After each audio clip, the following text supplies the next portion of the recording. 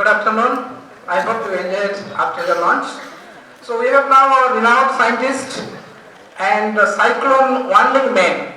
Affectionately, we call him a cyclone man with us. And he is now the Director General of Meteorology, Indian Meteorological Department, Government for India. And particularly he has earned many accolades, many praises for accurately forecasting cyclone, wind speed and the likely impact on life and property.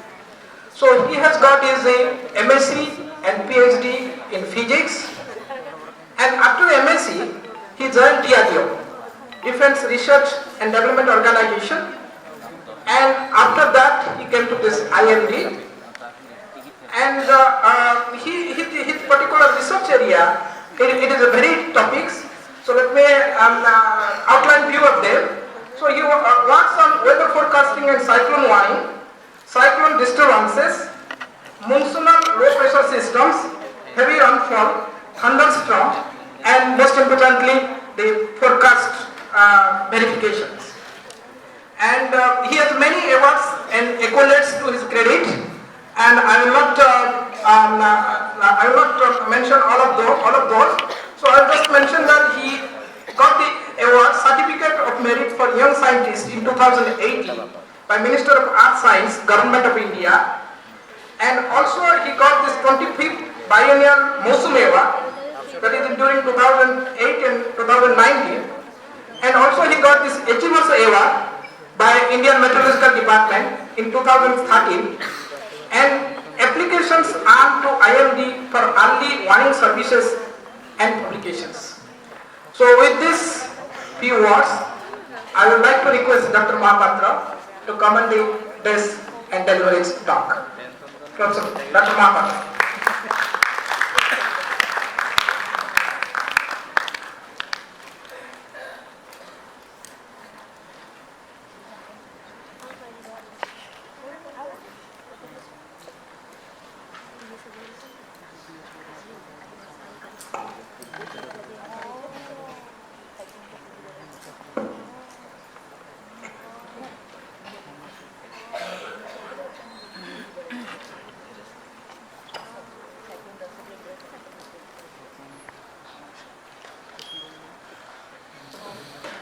Namaskar, respected Director of Physics, distinguished professors, dear students. So at the outset, I congratulate all present here on the occasion of National Science Day. I congratulate Institute of Physics for organizing this event, for popularizing science among the students, and also giving an opportunity to the students for their contribution to the field of science. I am really feeling privileged for getting an offer to interact with the students through your invitation from Institute of Physics. I am really grateful to all those, including the Director of Institute of Physics and his team, for extending the invitation to me for this occasion. So while I was talking with Dr. Samal, I asked what type of topic you want me to discuss on this occasion. He told, since you are known as cyclone man, you should do something about the cyclone. So I thought, okay, Odisha is also prone for the cyclones, and most of the students will be from this coastal belt of somewhere. And most of you might have witnessed the impact of the cyclone, especially those who are in coastal belt, especially Bhubaneswar recently. So I thought I can try to provide some basic information about the role of science and technology with respect to the cyclone monitoring, predictions, warning services, what are the challenges and what are the opportunities further to apply the science in this field, which is directly benefiting the society. The ultimate objective of the scientific research or knowledge base is of society. Now let us have a just glimpse about how India is utilizing its scientific knowledge resource to provide the timely and accurate cyclone warning to minimize loss of lives and properties due to these giant disasters.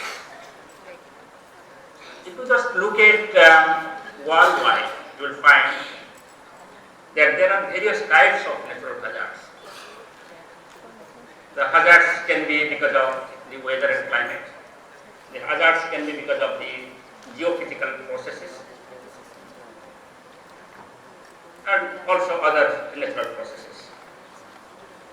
But from the study it is found that about 80% of the total natural hazards occurring in the globe are weather related.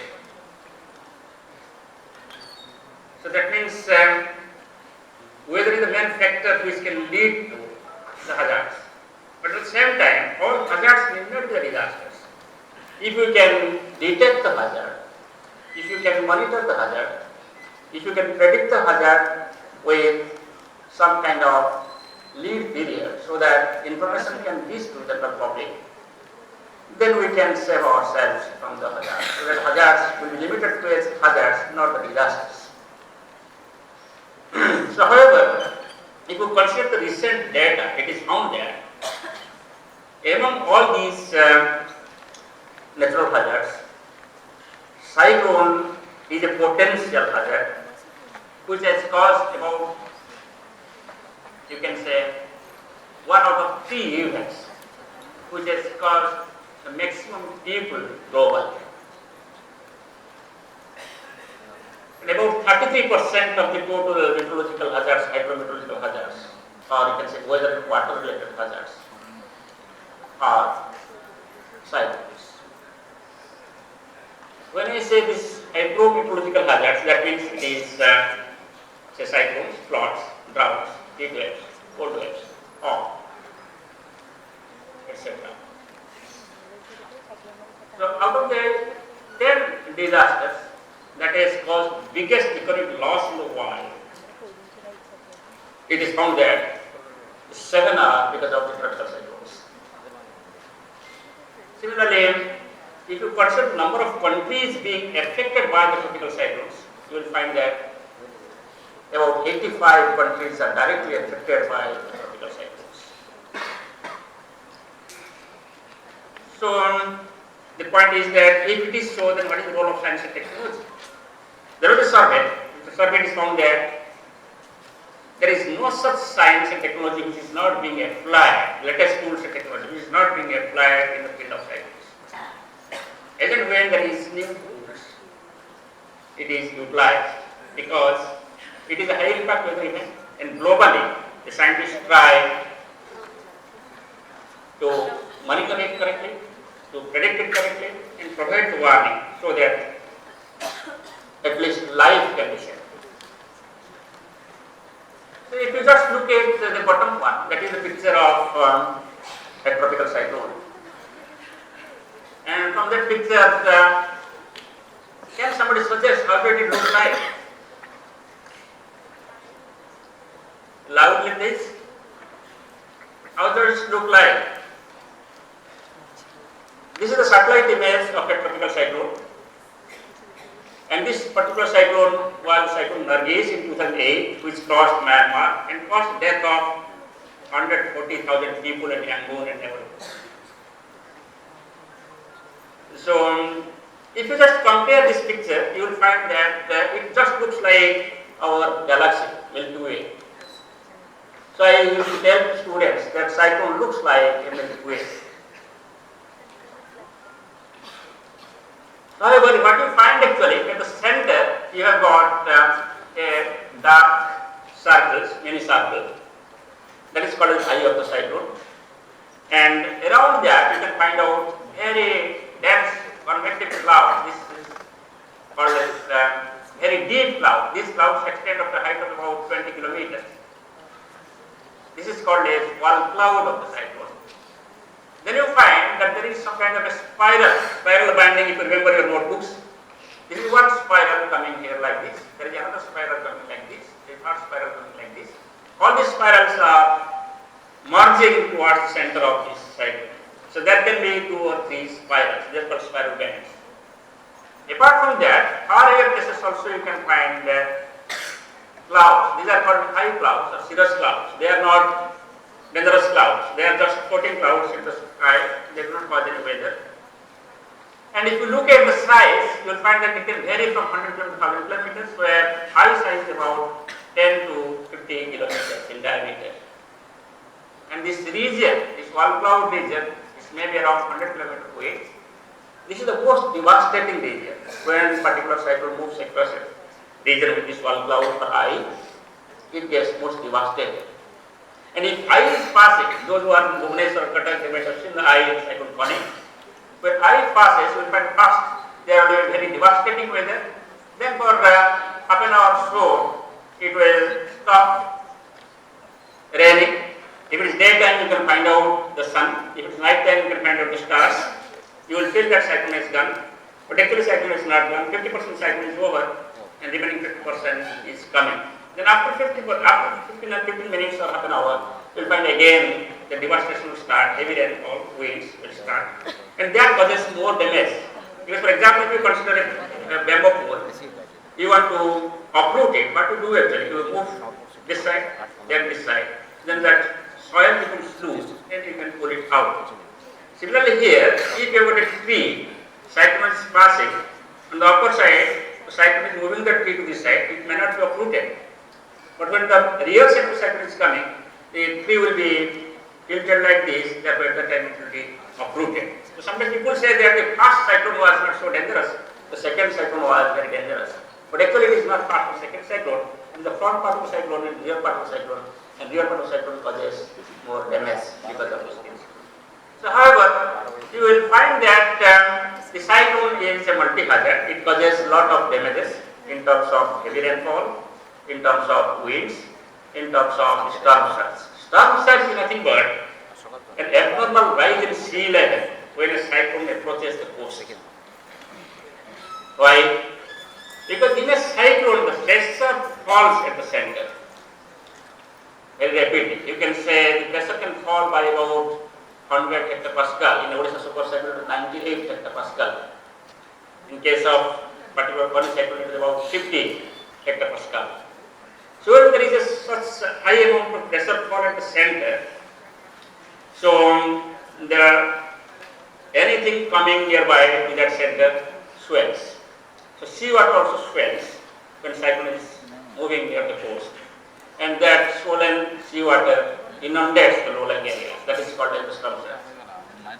So you will find that all these three, storm surge, wind and rain, they occur simultaneously. So therefore, because it is called as a multi-hazard, and there can be different types of damages that all of us know being from Odisha.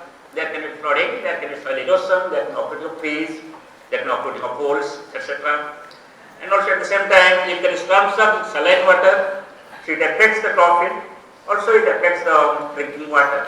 So therefore, after the pressure of the cyclone, there can be the secondary hazards like different type of health-related issues like cholera, etc. Or there can be malaria, etc. also. And you can have also another secondary hazards like landslides sometimes, or land slips or land sinks. When there is heavy rain, you will find that sometimes land sinks. So therefore, cyclone not only affects directly because of heavy rainfall, wind and storm surge, but also it affects upwards also, up to 1 year or so. The crop field will be infertile for next 1 year if it is not treated, because it becomes saline. Similarly, dew well will not work, drinking water will not be available if it is not treated. So these are the various hazards. Now, as I was telling that a cyclone consists of 4 parts. You have got the center eye, then you have got eye wall, then spiral band, and of course some convective cells outside. These cyclones develop over the tropical regions. in the tropical waters. And in the cyclone, you will find that the wind rotates in the anti-clockwise direction in northern hemisphere and clockwise direction in southern hemisphere. It is different from the systems developing over the UK or USA, northern part of USA or Europe. There it is called extratropical cyclones. They are not so dangerous as the tropical cyclones. Because in the extratropical cyclones, the wind is not so high. Wind is higher in the upper troposphere. But in tropical cyclones, winds are higher in the lower troposphere, in the surface. So, there is a qualitative definition. A tropical cyclone is a weather system or low pressure system where wind is rotating anti-clockwise northern hemisphere and clockwise southern hemisphere and leads to development of convective clouds. So what happens actually, if you remember the tropical the water cycle, if the sea is warm, the water is converted into water vapor by the process of vaporization or evaporation. And that water vapor, if you imagine, the molecular weight is 18 grams. And if you consider dry air, one molecule of dry air, it is about 29 grams. So therefore, the water vapor is relatively lighter than the dry air. So when water vapor mixes with the dry air, it becomes a moist air. So therefore, moist air will be always lighter than the dry air. So being lighter, this moist air goes up. Now if the moist air goes up, if you remember our school days rhymes, higher you go, cooler you feel. So this moist air comes in contact with the cold air, and hence the moist air condenses. And this condensation leads to release of latent heat. And that latent heat again warms up the environment. And hence that moist air in that particular height of the atmosphere again becomes unstable and moves on. By that way, the condensation continues, and condensation leads to formation of the clouds. And those clouds become more intense and height increases, it can go up to 20 kilometers. So this is the process by which the cloud forms. And in the cloud, when there are rainfall particles, these small water droplets, they coalesce with each other, and time comes when they fall down, it is called as the rainfall. So this is water cycle. So here in the cyclone case, what happens actually, all this process continues with most favorable conditions. The first condition is that therefore the sea surface should be warm, so that you can have the vaporization in your cases. Second thing is that you should have an unstable atmosphere so that your air can move off. The third thing is that the continuous process of condensation at the middle level of the atmosphere can continue if you have got the moisture. If the atmosphere becomes dry, then there is no formation of the clouds. So moisture should be available. It should be more, relative humidity should be more than 50% of the height of about 6 kilometers. And then the atmosphere should have the tendency to rotate the air particles. So that is measured by the verticity.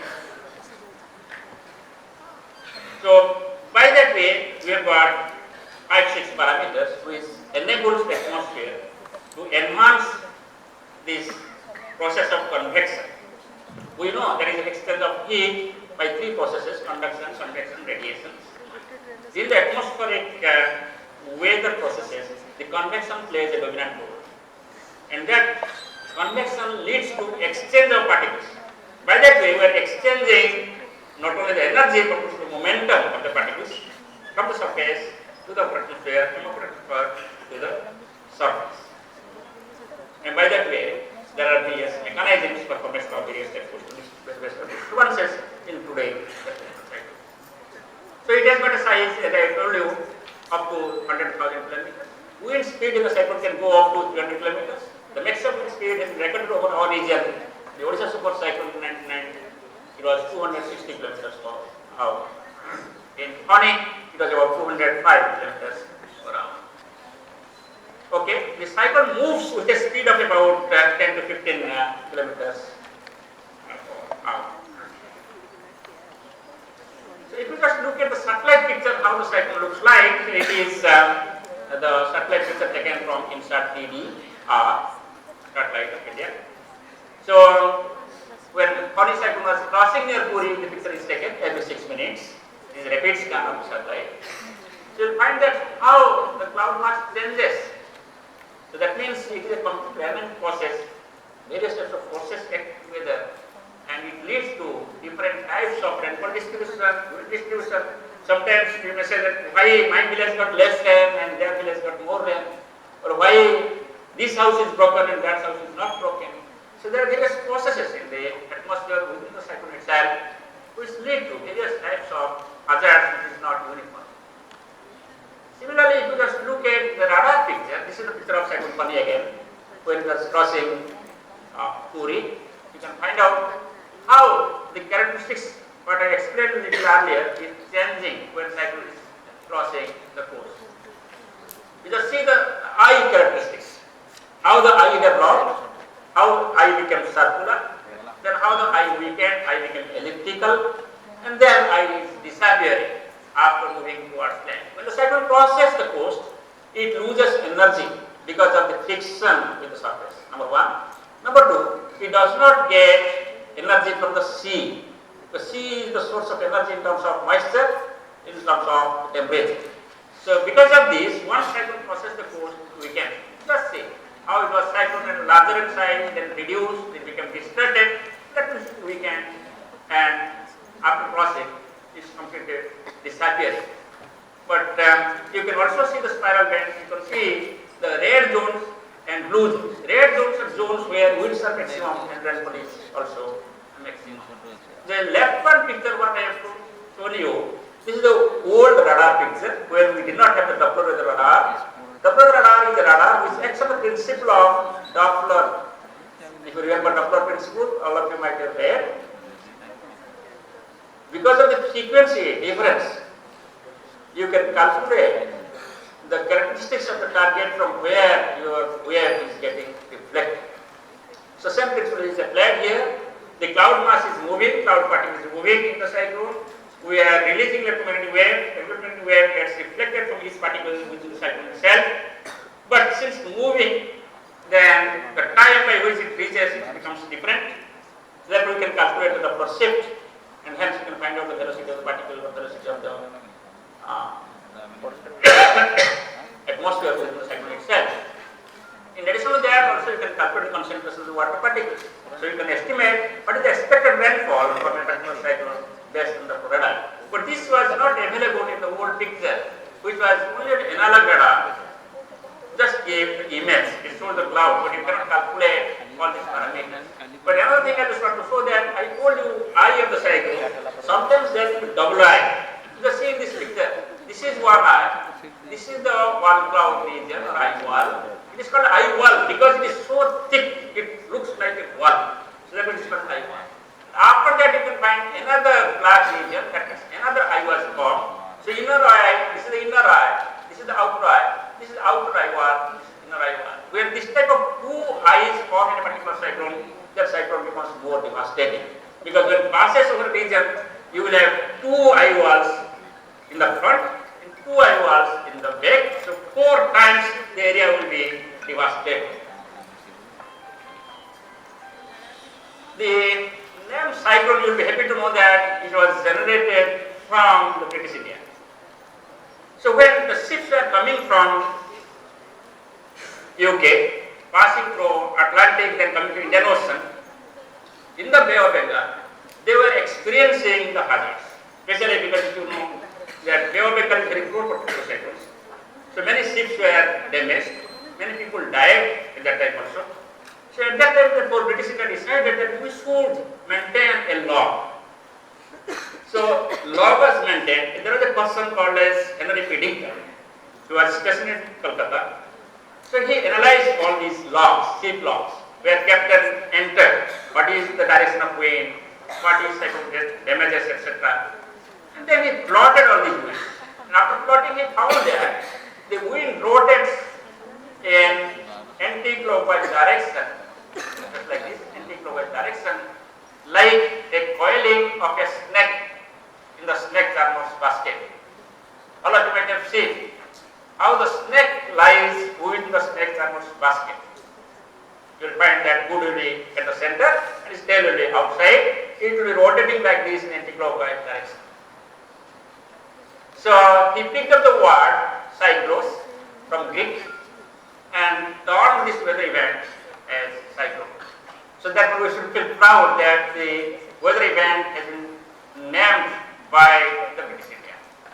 Now, of course, this cyclone has got different names in different regions. We call it Indian Ocean, it is called as cyclone. In Australia, they call it as Willy Willy. In Philippines, it is Radius. And of course, it is called hurricane in USA and typhoon in Japan. So all are same. Name is different. The system is same. So you will just see what happens here. In the lower level, wind is blowing like this, it is going up, and then it is going down. Just like if you consider a water pipe, the water pipe works well when there is an inlet and there is an outlet. If you close one end, then there will be discontinuity in the flow. So equation of continuity works here. So therefore, a cyclone intensifies quickly if there is a good inflow in the lower levels and there is outflow in the upper levels. Or you can say if there is a convergence in the lower levels and there is a divergence in the upper levels. So this is another view of the structure of the cyclones. How does it look like at a particular point? And cyclone moves always in northwest direction in our hemisphere. Why? It is because mainly the Earth is rotating around its own axis. Because of this rotation, there is an apparent force which is called as the Coriolis force.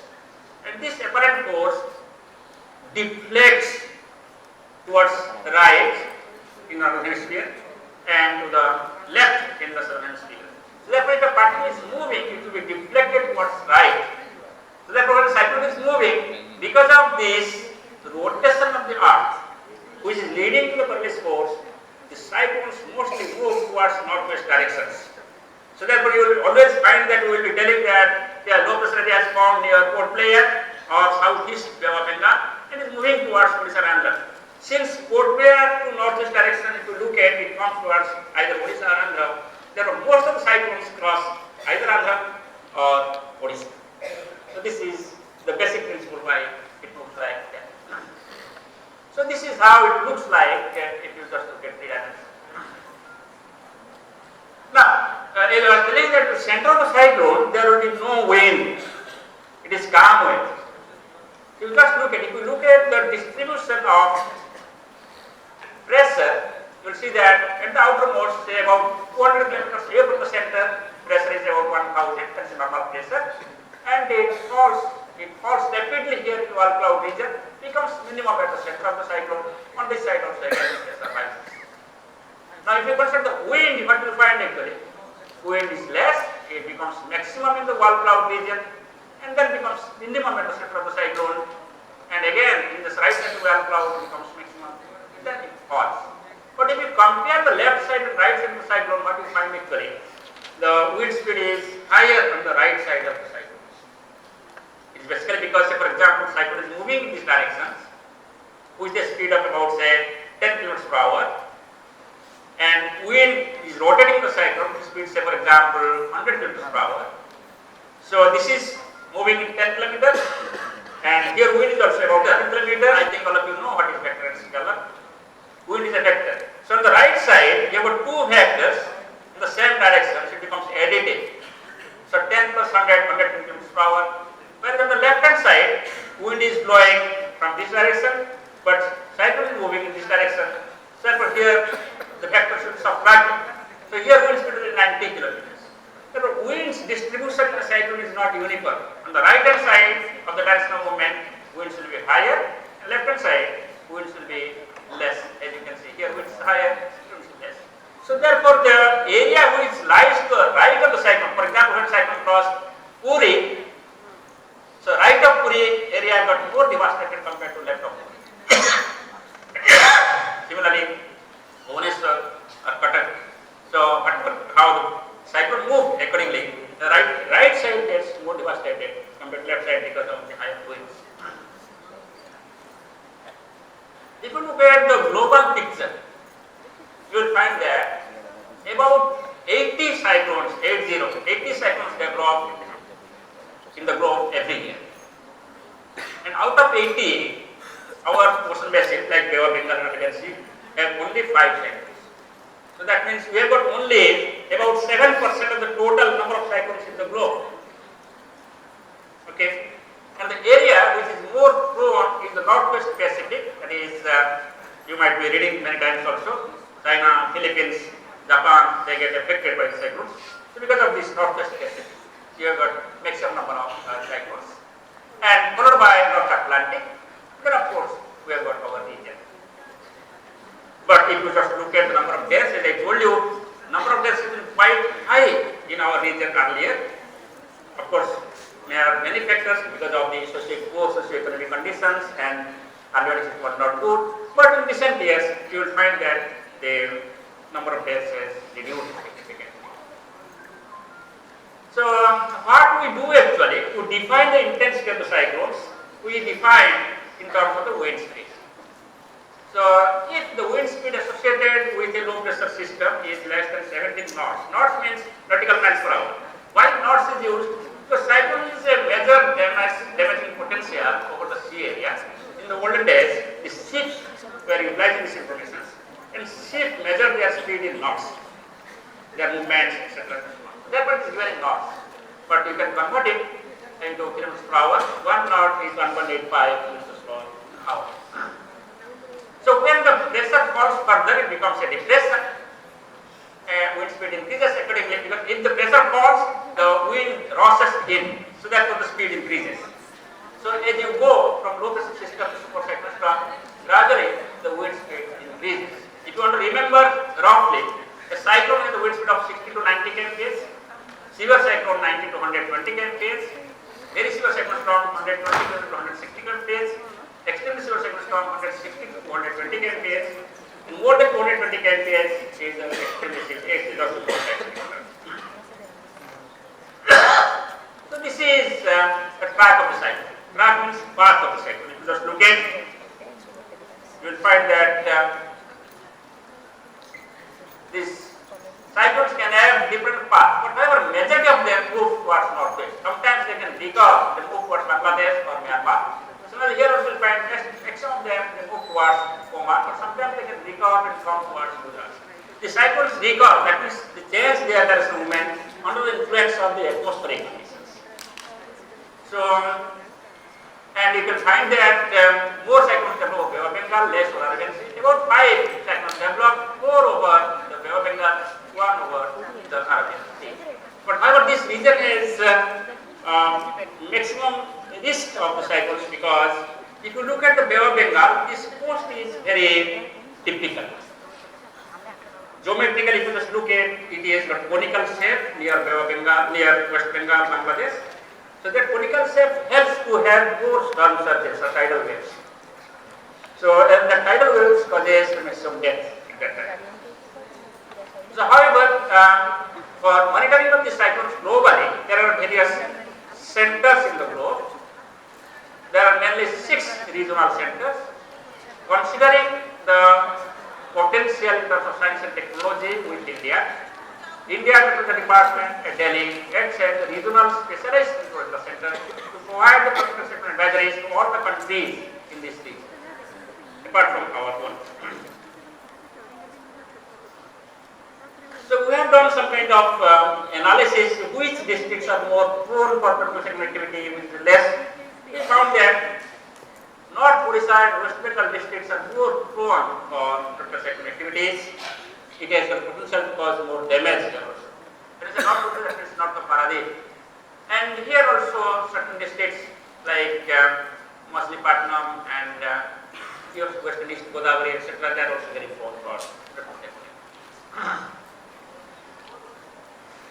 Now, so for mitigating the disasters because of the cyclones, there are various approaches.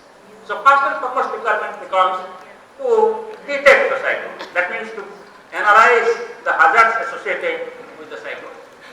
Then to find out the vulnerable areas because of the cyclone, so that you can calculate the risk. Then you have to go for preparedness and planning and early warning and mitigation. When I say early warning, that means I should be able to detect and say a priori where the cyclone is likely to fall, how it will move, which area it will cross the coast, what will its impact in terms of heavy rain, wind and storm surges. Now, once I know all these things, utilizing scientific tools and technology, then I should convert it into a layman language which can be understood by the general public and it can trigger actions. That is called a effective warning products generation and dissemination. Not only that, we have to coordinate with the people and explain them about features and people to have a response to minimize. And then public perception. Public should believe. If they do not believe in the agricultural department or the warning issued by IMD, then becomes useless. So to have that, we should have some kind of dialogue, we should have some kind of verification of the forecast and tell them that this is our strength, this is our weakness. So in this way you can utilize our forecast and warning services.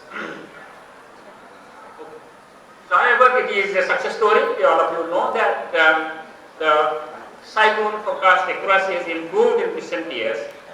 And there is no cyclone after 2010, I will tell you. After 2010, there is no cyclone who has crossed the coast and caused a death more than 100.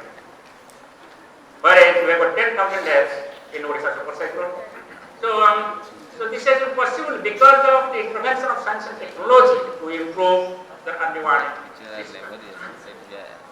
Similarly, if you just look at the different countries in this region of Bay of Bengal Hurricane, you will find that all these countries have also benefited and deaths are also less than 100. And 135 deaths in 2016 was the combination of two countries, that is Bangladesh and Sri Lanka.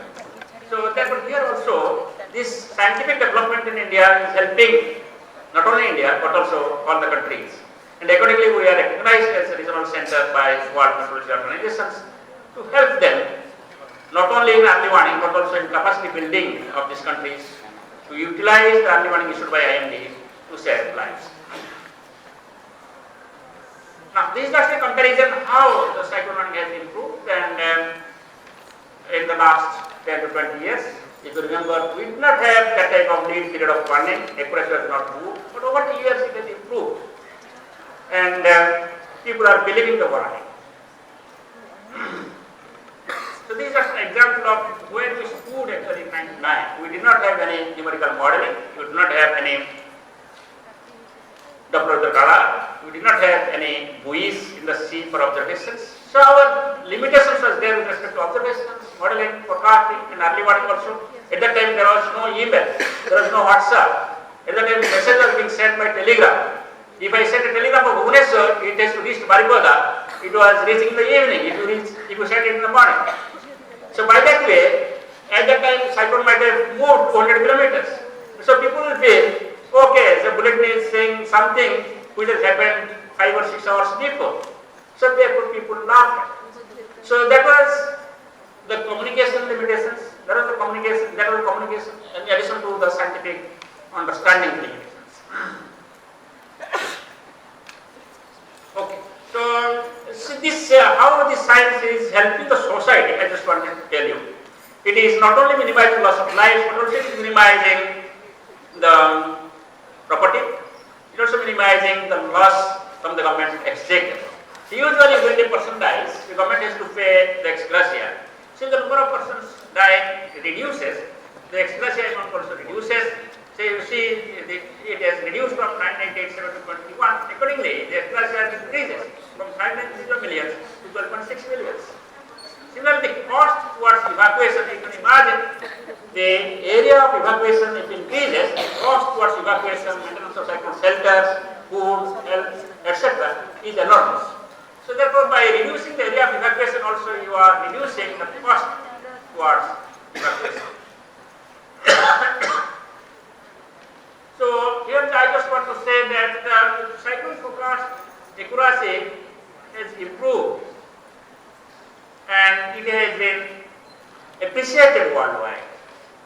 The United Nations has appreciated the cyclone warning forecast, which enabled the government of Odisha to minimize the loss of life and property. Similarly, World Food Organizations, World Food Programs, many international organizations, and over the President of India and the Prime Minister and common man has appreciated this initiative. So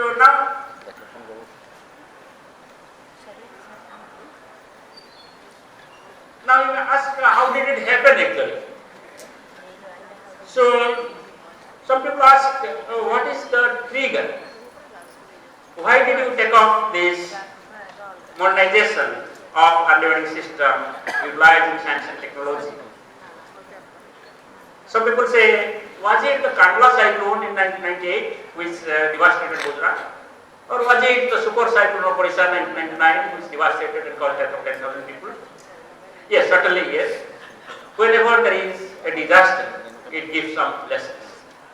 So 99 super cyclone was so disastrous that India was blamed internationally.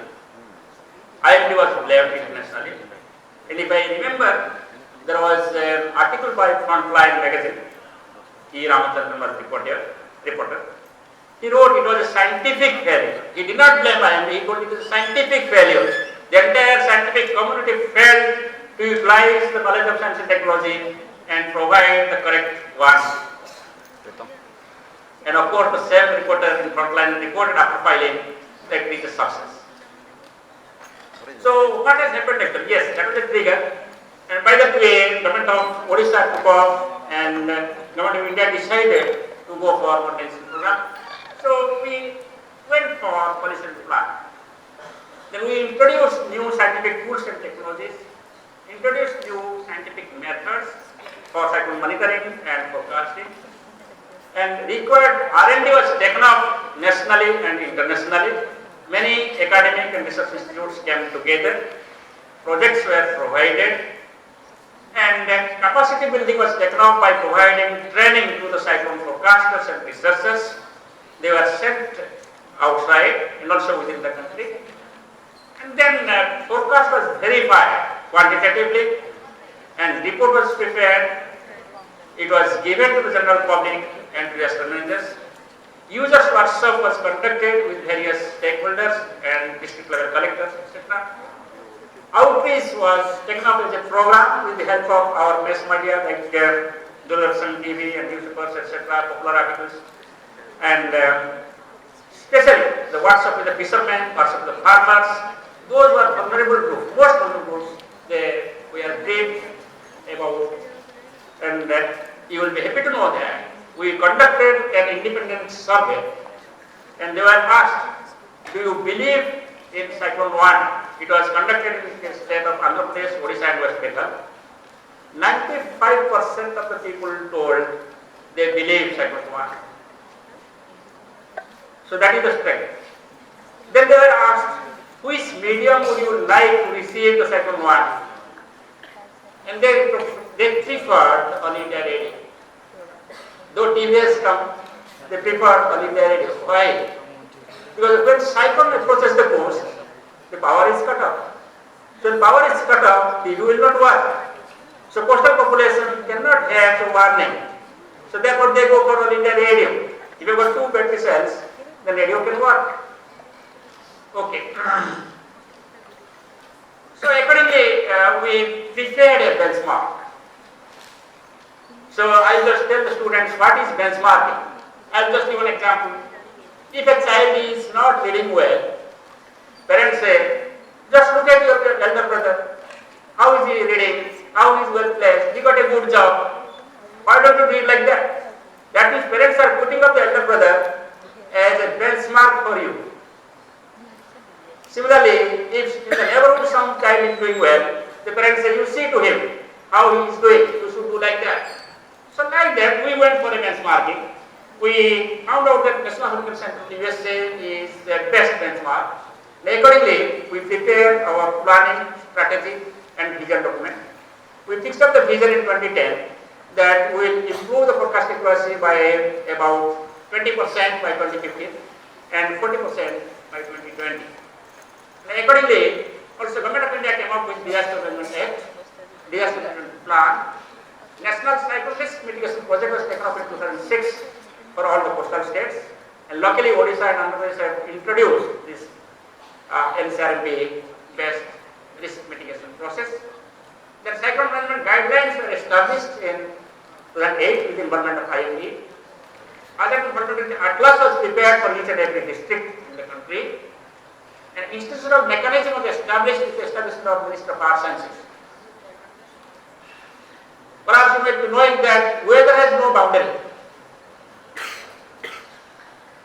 Weather has no friends and foes. So therefore, if you want to monitor weather and predict it, then you need information throughout the globe. Even if you want to predict weather over Bhubaneswar, you need information over Delhi or Pakistan. If you want to provide forecast quite 5 days in advance or 4 days in advance.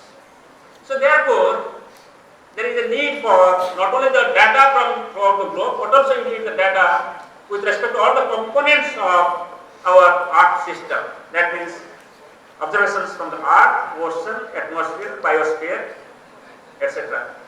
So for this purpose, Earth's Minister of Earth Science was established so that all these groups will work together, and that was established. Accordingly, the issues were addressed, and finally, as you saw, that we came up with improvement, and currently we are providing these forecast monitoring services to 13 countries in Bay of Bengal and Arabian Sea region. And cyclone, as I told you, it is extending up to 20 kilometers sometimes and has the size of over 1,000 kilometers. Therefore, it not only affects the land mass, it also affects the sea, it also affects the atmosphere. So therefore, aviation activity can be affected, and also the maritime activity can be affected. So India, because of its strength in science and technology, acts as a regional center to provide the forecast as a critical center for civil aviation purposes and also for global maritime distress survey system. So this is the entire process of early warning of the cyclones. What we do actually, we take observations from all sources. You have to know that India is a data sparse region because we have got Himalayas to the north, we have got Bay of Bengal to the east, Arabian Sea to the west, and the Indian Ocean to the south. Inside also we have got Thar Desert, we have got the Vindhya Hills, we have got Assam Hills, we have got Myanmar Hills, we have got Western Ghats, we have got Eastern Ghats, which are really data sparse region. So that what we do actually, whatever we have got the observation data from the surface, we also take observations with the help of the satellite and radar. So all these observations from surface, upper air and space are taken up to define what is the status of the atmosphere at present and to define what is the characteristic of local systems. At the same time, all these informations are converted into digital form. You are all reading computers. So it's converted in digital form and entered into numerical weather prediction models. I am telling numerical weather prediction models because these weather prediction models are numerical in nature. That means they are based on numerical mathematics. This is not linear mathematics. In the atmosphere, 2 plus 2 is not equal to 4. It may not be 4. Sometimes it may be 3 or 3.5 or 4.5 because of the non-linearity in the processes occurring in the atmosphere. So therefore, to solve the atmospheric processes, the equations which are implied, these are the numerical equations. These are non-linear differential equations. So therefore, these are solved with numerical equations. So therefore, the name is numerical weather prediction models. So as you know, when you go for the numerical solutions, you cannot have the definite solution of an equation. So if it is dy by dx is equal to say 5, its solution is y is equal to 5x plus c. Okay, if you remember your simple mathematics. But that is not applied in case of the atmosphere. So here we have to find out some solutions by approximating the equations. So by that way you provide the error in the solution. So therefore every country will find that there is no exact solution. The rain will occur today is not told. So there is probability. The rain is very likely or most likely because of this inherent problem in the atmospheric physics. So however it is, so therefore the different models which are prepared utilizing all these informations they provide different forecasts. Just like doctors differ, models also differ from each other. As a practitioner, as a forecaster, we utilize all the model forecasts together and develop some kind of consensus utilizing the decision support system. And accordingly, the forecast is issued. And when you prepare this forecast, as I told you, in the model you have got digital form. You cannot provide digital form to a farmer. You cannot say, so for farmers, or general public, or a fisherman, they need information in a common language. So for that purpose, all these forecasts generated from the computation, from the numerical modeling, are converted into public language form. That is called a end forecast. And this end forecast goes to decision maker and they take the actions. And here we also inform them what is the expected damage and actions to take. To analyze all these things, as I told you, you need a decision support system. Nowadays you might have seen in a Google app, when you go, when you are traveling in a car, you just open and see where you want to go. So like that, you need a geo-reference coordinate. That means you need a geospatial platform. We also utilize geospatial platform to analyze all the data from the observations and from the models and compare, comprehend, and take a decision to provide the forecast. This is just a glimpse of the decision support system utilizing geospatial application. So these are the various types of models. I think just have a glimpse. I think when you go up, when you read further, you will have better knowledge. If you are interested, you can go through the websites. So these are the various types of tools and techniques prepared to provide the forecast. For example, this is the forecast for a particular cyclone. Different models are showing different paths. This is another model which is showing where the cyclone is strike. And finally, what forecast we give? We give forecast like this and with a balloon. That balloon says what is the uncertainty in our forecast. So for example, we are telling that it will move like this, it may move here or it may move here. That is uncertainty. We are telling to disaster managers to see this is the most probable point where cyclone will go, but it can go here, it can go there. And accordingly, the disaster will take action to safeguard the people and the property in the entire region. You will be happy to know that India is the fourth country in the world in terms of the computing power for weather forecasting. It is after USA, UK, and Japan.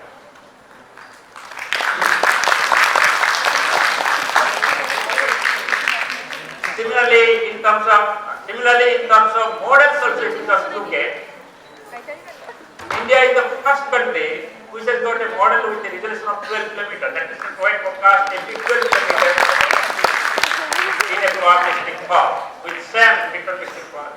So, the latest tools and technology with respect to weather forecasting is upgraded and enhanced continuously, and hence it improves the forecast.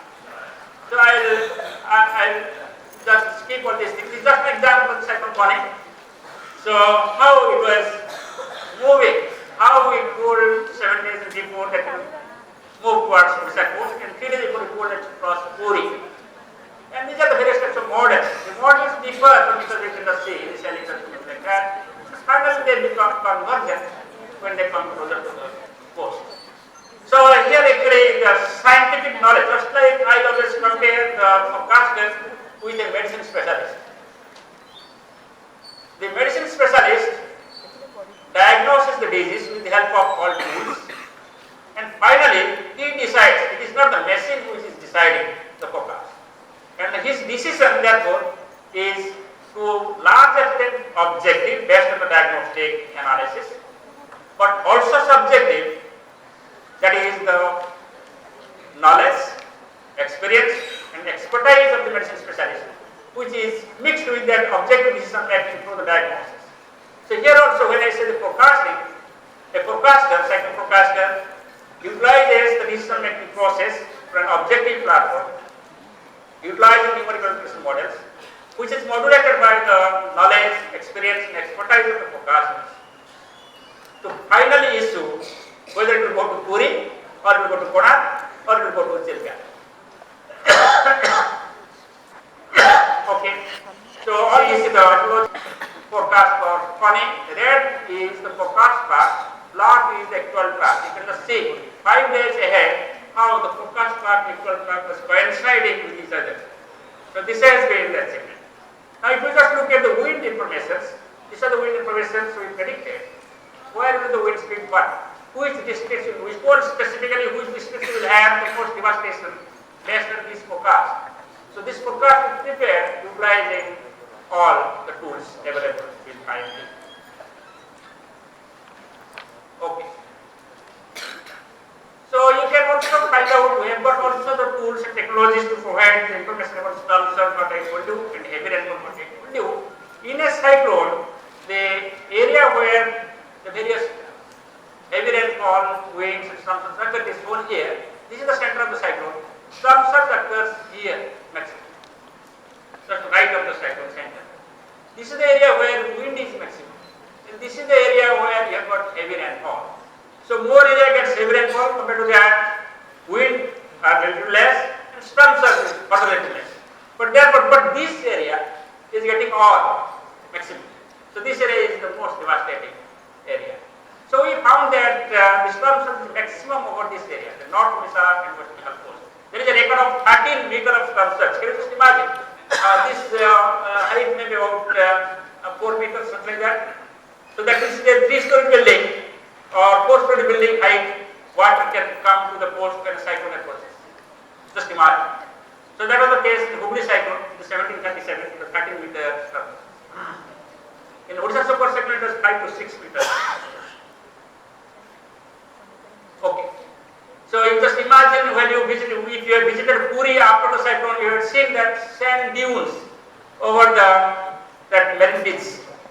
How it would happen actually? That storm surge, it brings the water goes out, but sand remains. Therefore you can find out the sand dunes. It was cleaned afterwards. Okay. So there are various methods. I am just not going to discuss these things. This is just an example of the demonstration of tools and technology for cyclone Bulbul. This cyclone crossed last year Sundarban Delta. It caused loss of property, but loss of lives is minimum only to 13 in West Bengal and Bangladesh. So you can just see all tools here. We have got the models, we have got a satellite for the pictures, observations, for radar. Then we have got the models to provide the forecast. Then we have got multi-models to provide the samples. Then finally forecast is provided like this. And this is the wind forecast provided like this. This is a heavy rainfall tool with models. And this is the storm surge coastal inundation. We provide what is the height of inundation, what is the area of inundation, what is the duration of inundation because of the cyclone crossing the coast. Okay. So what we do actually, that part was that digital information is converted into the layman language for various types of users. If you have heard the news during the cyclone period, we provide about 13 types of bulletins for various types of users. So fisherman, we specially issue a bulletin, which is not same as for fishery officials. So fishery official, he is an OAS. So he gets a bulletin which is a little more technical. But fisherman gets a bulletin which can be passed on by only the radio in a simple language. He is interested only to know what is the wind speed. He is not interested in what is the pressure in the field. But when receiving the bulletin for the port, he needs what is the pressure at the center of the cyclone. Because they have to discuss the biomass, they have to decide the biomass of the ship. So therefore, we prepare this type of different types of bulletins, depending upon the requirement of various types of users. And bulletins are issued in different stages, depending upon the confidence and the lead period. Like 3-second was, second alert, second warning, post landfall out. You can just imagine it is not simply the science and technology which is helping to improve the cyclone forecast, but also the warning dissemination. As I told you in 1999, when we were sending the information to district collectors, the person has to type it in a teleprinter. And by the time it types everyone, 30 districts, it takes a lot of time. And by the time the telegram goes and reaches, for example, Baripada from Bhubaneswar, it becomes evening. And this bulletin has been prepared based on observation of 8:30. So now it is 10 hours delayed bulletin. And then this district collector or local people or local radio disseminates it, and they will feel by cyclone has already crossed, they are telling that cyclone is crossing. Okay, cyclone is likely to cross. So therefore they blame IMD. But it is not the blame of IMD, it is because of the information technology. So thanks God, we have come up with the revolution in information technology, and we have got this type of information. Now, considering the requirement, we have got social media, we have got WhatsApp, we have got Twitter, we have got Instagram, we have got Facebook, all types of social media is utilized at present, and we have got a special dedicated website for particular cyclones. You can just imagine, the day when Fani was crossing post near Puri, there was 2.5 lakh independent users hitting IMD website. I am like independent users. They will repeat us. Every time they will be watching actually. But 2.5 lakh independent users, just imagine. So website has to be upgraded, and it provides it upgraded regularly, and it caters. It was working without failure during cyclone Fani. Okay. So however, the science and technology provides us the relief. It has provided relief in recent years, but still there are certain gap areas. For example, I will tell you, the intensity forecast is challenging. It is mainly because the center of the cyclone determines the intensity, the central area, and you don't have any observation from the central area of the cyclone. Earlier, when there was no satellite, ships were going. They were giving the observations. We recruit ships, they provide observations. Now, once they got the satellite image, now they know about the cyclone. They are also getting our bulletin. So they don't go into cyclone field. So there is no ship observations. And we have got around 20 buoys in developing emergency, but these buoys are very costly to maintain, 1 crore per year. And they are not sufficient also. Sometimes they are stolen by the fishermen, doubting whether they are the sensor, tracking them, all these things, that also happens. So therefore the data sparse. So we have come up with the SCAT, you might have heard, SCAT satellite. It provides surface field, but it has got limitations. It cannot measure winds more than 50, more than 48 knots, or you can say 110 miles. So you need observations. What is done in USA? They go with the aircraft. It is called aircraft reconnaissance. They release the sensors. The sensors take observations from the center throughout vertical profile. They release the buoys at that time, drifting buoys, and they take observations. So that exercise we could not do so far. So what we do actually, we do it with the help of the remote distance observations from the satellite. So therefore the target is we should have in-depth observations from the center of the cyclones, so that you can have the better understanding of the physics and dynamics of the cyclones. Hence, you can improve forecast better. So that we think that we can improve further the cyclone forecast by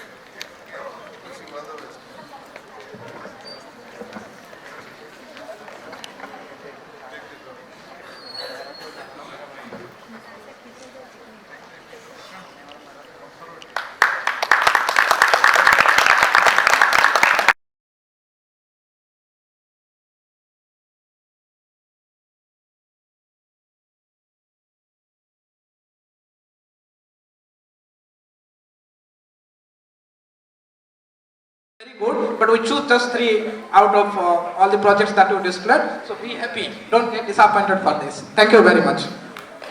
Good evening, respected Professor S.M. Yusuf, Director of the Institute, Dr. Muthuja Mahapatra, Director General, IMD, Dr. Samal, Convener of the Student Function, dear faculty members, students of JNVs and participating teachers, and my loving, hard-working colleagues.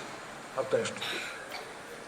Today is a great day for me and for the Institute to have the JNV students with us, along with the teachers who are the budding figures for the future India. And first, it is my profound thanks to the JNV authorities and the commissioner at the national level, state level, and also local level, the principals and the participating teachers and students who are present here, sparing the lot of time, energy by coming since yesterday evening or yesterday around 2 o'clock they were here, and will be reaching also in some places like Koraput and Valpada, they will be reaching tomorrow morning. So my thanks go to them at the outset. It is also my pleasure to thank the thoughtful, inspiring words by Professor Yusuf in the inaugural session, and also Dr. Mahapatra in the concluding session on the role of the science in day-to-day social events and in particular for the environment for optimal